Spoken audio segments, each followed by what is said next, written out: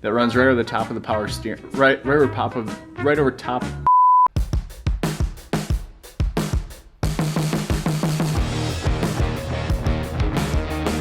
Hey, Jim Murphy here, and this time on You Break You Fix It, we're swapping out my old worn out steering box of my truck and putting in this brand new remanufactured one. Let's get to it.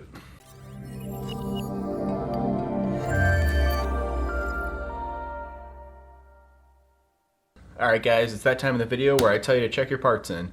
I'm probably starting to lose subscribers over that, but it's so important, especially on something like a steering box, where, you know, on this particular truck, I think there's a few different options for it. One of the biggest things is making sure the splines in the output shaft are right. The thing that a lot of people don't understand is you can order the correct part, get a box shipped to your house with the correct part number on it, and open it up and it has the wrong part in it. Human beings package these things, and human beings make mistakes. So it's important to take this one, go look at the old one, and say, okay, these two are exactly the same. I still make that mistake. I'm about to turn this truck tonight. It has to be back together tonight so I can drive my kids around tomorrow. I don't want to take the old one out and realize I have the wrong new one and I have to put the old one back in tonight and then just redo this some other night. So it's important to check to make sure that you have the right one. It feels good to be finally swapping this thing out. It was getting pretty bad. I do probably 99% of the mechanical work on my truck, and I always have, except this winter. I had one of my really good friends who's a brilliant mechanic redo the entire front end except for the steering box, and there's still some play in it, and it was driving me nuts. I like to eat while I drive, so it's getting hard to one knee it. Not to mention I drive my kids everywhere in this thing, so I try to keep everything as safe as possible, and loose steering can potentially be dangerous. Enough yammering, I'm gonna get to it. Checking your parts can also tell you a lot about the procedure of removing and replacing the part. For instance, I know from looking at this that I'm looking for 3 large bolts that bolt to a flat surface. That big flat surface is the frame, so I'm going to look for 3 large bolts in this pattern on the frame. I know that it has 1 output shaft, so I'm going to look for the output shaft. I know from looking at this that it has a couple ports for the power steering lines, so I'm going to look for those. For a lot of backyard mechanics like myself, you don't work on the same makes and models all the time. So when you get your new part, really look it over. They'll tell you a lot about what you need to do to remove and replace that part. All right, before you do anything under the hood or under the truck, the first thing you want to do is go in the cab and secure the steering wheel somehow. One way a lot of people do it is to run a seat belt through the steering wheel and then lock the seat belt. Whatever reason I couldn't get mine to lock, probably not a good thing. I just ran it through the steering wheel also and then ran a zip tie around the seat belt. Then after that, remove your driver's side fender liner. I already have mine out from replacing the radiator, which I'm doing in another video. You can go watch that. I can't do the card thingy yet, but I'm working on it. The next thing I'm going to do is remove the intercooler charge pipe on this side of the truck, and that'll give me plenty of access to the steering box. Right now I'm working in the driver's side wheel well. I've got the fender liner out, and I've zip tied up all the wiring. Now I have good clean access to the 2 power steering lines that go on the top of the steering box, and I also have access to the bolt for the coupler on the steering shaft. So I'll get those undone first, then I'm gonna go under and do the Pitman arm. I wanna get everything off the box before I unbolt the box from the frame. That way it's nice and sturdy when I'm trying to get all these old rusty bolts out. The power steering lines are 18mm and the bolt for the steering shaft is 11mm. I got those all undone. Now I'm ready to go underneath the truck and take the Pitman arm off. One tip I have for you, if you don't have a wrench big enough for the idler arm on this truck, pipe wrench. I can feel the keyboard mechanics tearing me apart right now. Lately I've been trying to drive more viewer interaction, and I really think this is going to get me that.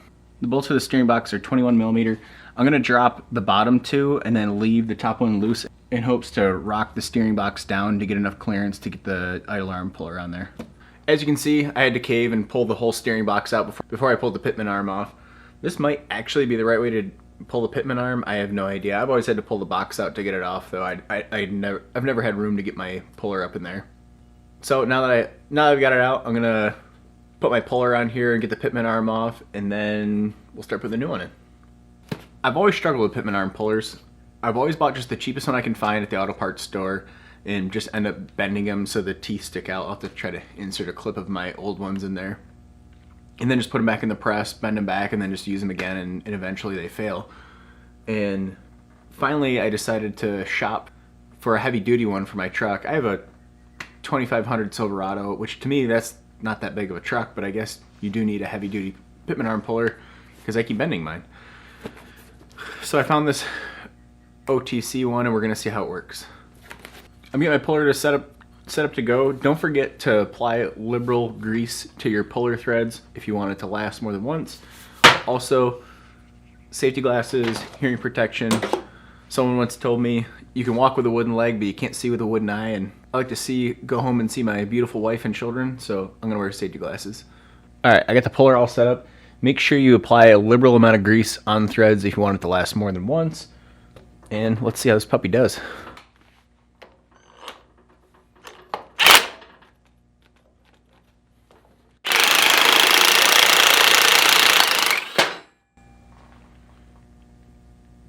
That is the fastest, smoothest puller I've ever used.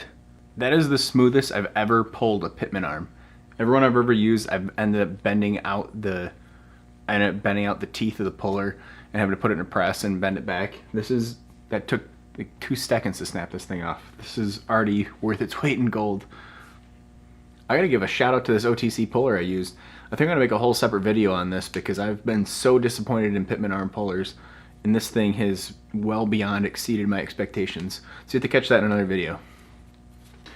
All right, now that I have the old steering box all stripped down, I'm still not done with it. I put the new one next to it. I'm just double checking that it's the exact same one. I know I'm annoying about that. I've had a lot of wrong parts, and that's why I keep preaching to somebody, especially if you're a beginner. It can save you so much time and heartache and tears. I'm gonna butter up all the surfaces of the next C's because likely I'll be the next guy to pull this off, and I want it to come off easily. And then we'll start throwing it in the truck. One word of advice: do not tighten the Pitman arm off the truck. You want it in there so it's held in by the steering linkage so you don't mess up the clocking on the steering box. All right, I just finished up lining up the steering shaft and getting that all bolted in and fastened down. Is there the part that you think is gonna be hard that turns out to be the biggest pain in the butt? That took me forever to line up and get in there, and it's just a really tight spot, so good luck with that. And I've got the hydraulic lines all lined up and I'm about to tighten those up. I've got the power steering lines all lined up and those tight, and I'm gonna tighten those up. And then I'm gonna head back down below and finish tightening up the Pitman arm. And once you take the old pump out, the reassembly is pretty self-explanatory, so I don't wanna go crazy with footage here and talking. I mean, I don't wanna insult you. All right, all the hydraulic lines are buttoned up, the steering shaft's bolted up. I'm kinda done in this wheel off right now. I'm about to head out for the evening to go hang out with my wife. So one point I want to touch on: if you're going to leave in the middle of the job, make sure you leave at a safe point. What I mean is, I have suspension parts that are still loose and not threaded in, so I'm going to tighten up all that stuff, basically all the dangerous stuff, before I leave. That way, you know, if I go down the road with this truck, if I come back tomorrow and I forget to tighten that stuff, that would be really bad. So, you know, if I didn't top off the fluid, that wouldn't be the end of the world. And if I don't put this fender liner in, that wouldn't be the end of the world. So always try to set yourself up for success for the next day. Leave a note, whatever you have to do, just so you can safely drive your vehicle once you're done. All right, now I'm gonna jack the front of the truck up and turn the wheels back and forth to work all the air out of the lines. It's best to do that with the front tires off the ground. It's actually way harder on the pump when there's a load on there. So I'm gonna jack this up and crank them back and forth. I was gonna throw this new steering stabilizer in there while I had the truck up in the air. I wanna see how much the new steering box affects the steering before I throw this in. I don't wanna put them both in and have it work amazing and have it drive like a brand new truck and not know what actually fixed it. All right, that's it. Everything's bled. The power steering pump sounds good. There's no air in it.